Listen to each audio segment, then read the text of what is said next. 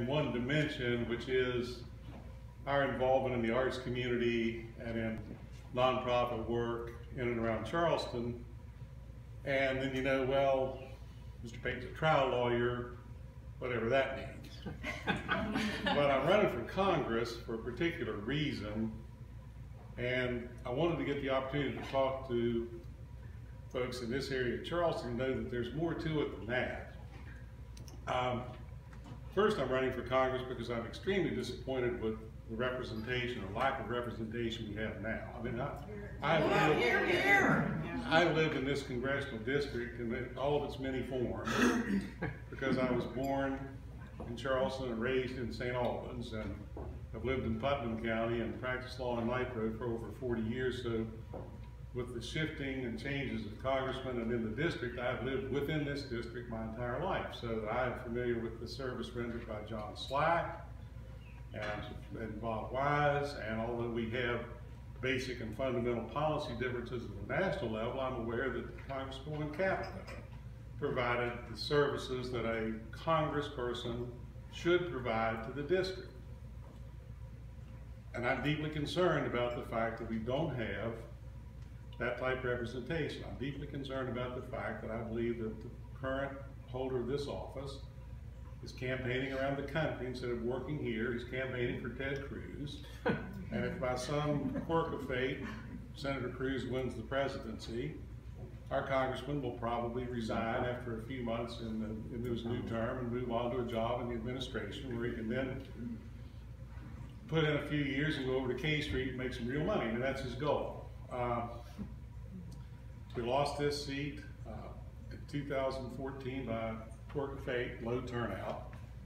I think with the activity we have in this election, which is one of the most important, certainly in the history of this country in this century, or in the last perhaps 50 or 60 years since maybe the Humphrey-Nixon election of '68, we're going to have a big turnout.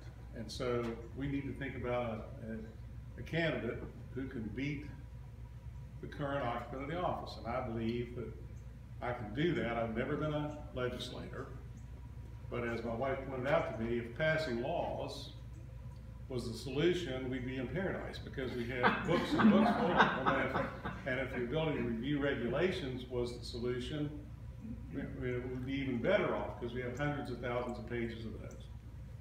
What we need are ideas, and we need an understanding of this district so I can work for this district. And so I don't usually speak from prepared notes, but so you'll know me in my other aspect. You know, I started practicing law in Putnam County in 1977, and the county had about 30,000 people, and we had a moratorium in place on any new construction in Tays Valley because we had no infrastructure. We had no sewer, we had no water, we had a whole amalgam of public service districts who couldn't provide services that we needed. And I worked with people I represented and with both Democrat and Republican county commissioners and bankers and other lawyers to get the infrastructure in place in Tays Valley that allowed us to grow. I was responsible, and it's hard to talk about yourself, but I'm going to tell you that we have never had a water shortage or a water contamination problem in Tays Valley because I was able to go to a Republican real estate developer and say, we need an easement for some water out of your lakes if the public service districts runs short. And we did that. And it was interconnected, and so we've had no shortage of potable water at any time in the last 30 years. We built a hospital. And Hospital Corporation of America said, we're going to close this hospital. Well, I worked with the Insurance Commissioner's Office, Governor Manchin's office, with a group of concerned citizens in Putnam County who brought an action in the circuit court. We stopped the closure of the hospital long enough for us to negotiate a sale of the facility to Charleston Area Medical Center. So now we have Charleston Area Medical Center, Tays Valley Division, and we have just an overwhelming new group of doctors and healthcare professionals, and I have the overwhelming support, I can tell you, of the healthcare facility community in Putnam County. Doctors, physical therapists, hospital employees alike. Regardless of their party affiliation, they are going to vote for me.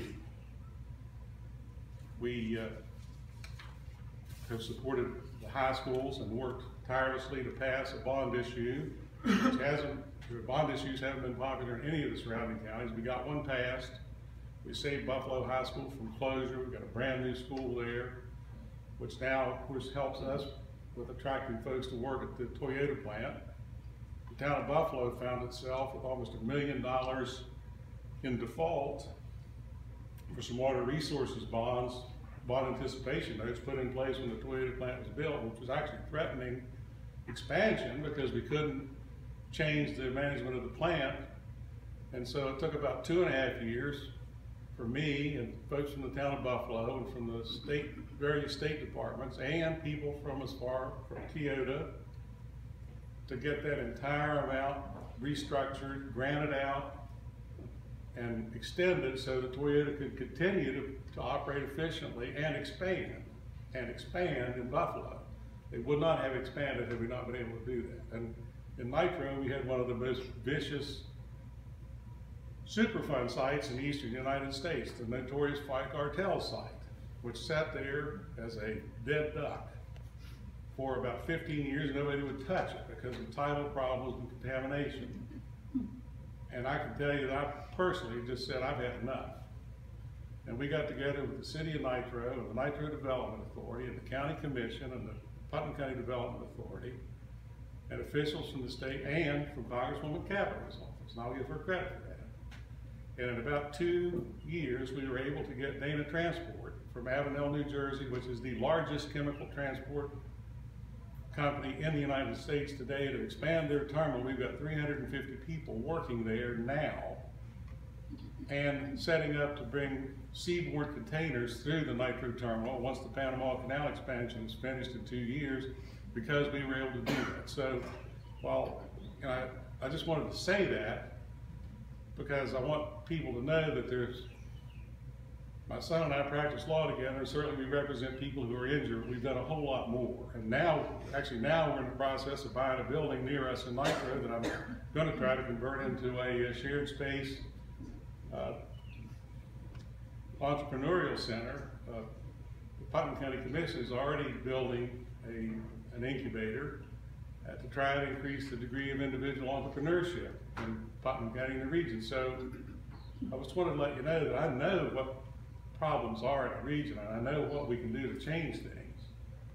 The example that I want to point out to you today, I've talked to many of you about this individually, but today on Metro News website there was a report about, quote, the West Virginia Congressional Delegation comments on the Norfolk Southern Railway acquisition. So if you didn't know, Canadian National or Canadian Pacific Railroad, which is a privately held entity, made a run at acquiring a hostile takeover of Norfolk Southern, which is the rail carrier on the north side of the river. It used to be New York Central, then Conrail, before that was Kanawha, Michigan. It's a major transporter of chemicals, freight, and coal from Nicholas County, Kanawha County, to the west, through the Buckeye Yards in Columbus. It's called the West Virginia Secondary. Well, the comments about our congressional delegation were confined to 4 members. The current occupant of the 2nd District seat did not sign off on the comments to the Surface Transportation Board, and I would submit because he doesn't know what they are. He has no idea. And what the other 4 members of the delegation didn't comment on is, last month, the last train in 140 years going from the Nitro Yards to Columbus ran over that line. NS has the full intention of abandoning that vital rail link between the Kanawha Valley and they have 2 big yards in Columbus where they break freight, ship it to the Great Lakes. That's where the Lake Market coal goes through. From places like Campbell's Creek, where your uncle has 10,000 acres of coal. Well, you might as well just get ready to see the freight price on that go sky high, because it's either going to go east and south or go to Point Pleasant and intersect with CSX, and you know what that's going to do to freight rates and to the development of the economy. Now, that's something that Congress ought to know about. They ought to know to be in touch with the Federal Railway Administration to stop the abandonment. And I don't see any indication that that's going to happen unless we make a change. And I think because I know these things and have been a part of the community that does these things, that if I can get the nomination, there are 4 other candidates in the Democrat field. But if I can raise a little money to get on television, that's why we're here today, because I'm asking you to give me some money. And I mean, that's just, I hate to do that. It's hard for me to do. I've never been that bent in that direction. But if I can get out of this primary, I'm able to work, and I'm willing to work, and those of you that work with me know I like to work, and I'm not lazy. And that's the idea that we have to take to Washington. I've said this over and over at political meetings. People in the United States are able to work. I don't just mean able-bodied, I mean folks who don't have a problem with a child care issue or a sick child or a family leave act or they're adopted or a newborn child. Those folks should be accommodated. But if you're able to work and you're willing to work, which means you've got adequate training, which we should help people with, and you have job opportunities, and you're not lazy, which means you don't have a sense of entitlement, and that just doesn't apply to some poor person who may get a few too many food stamps. That applies to corporate welfare across the board. You should expect to work and give your kids what my parents gave me. Now, my dad was a mailman. My mother was a nurse.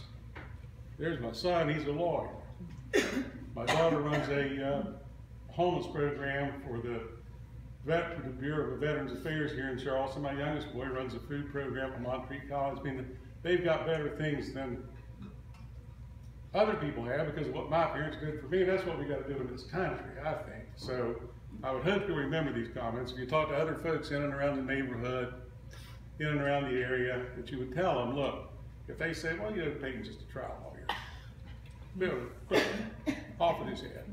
That's just not true. And if you've got any questions or I can elucidate any further on my prepared notes, I'll be glad to do so. But having said that, if nothing else, I ask you to vote for me and tell your friends and neighbors to vote for me because it would mean a lot. I mean, you're people who are well thought of. I mean, the fact that Callan, Mary Ann would welcome us up here and welcome into Callan's home. And I've known Mary Ann, we met 40 plus years ago when her husband Blaine, I was a law clerk for Judge Maxwell in Elkins, and Blaine was a lawyer in Petersburg, and he would come over and do his weekly comedy routine.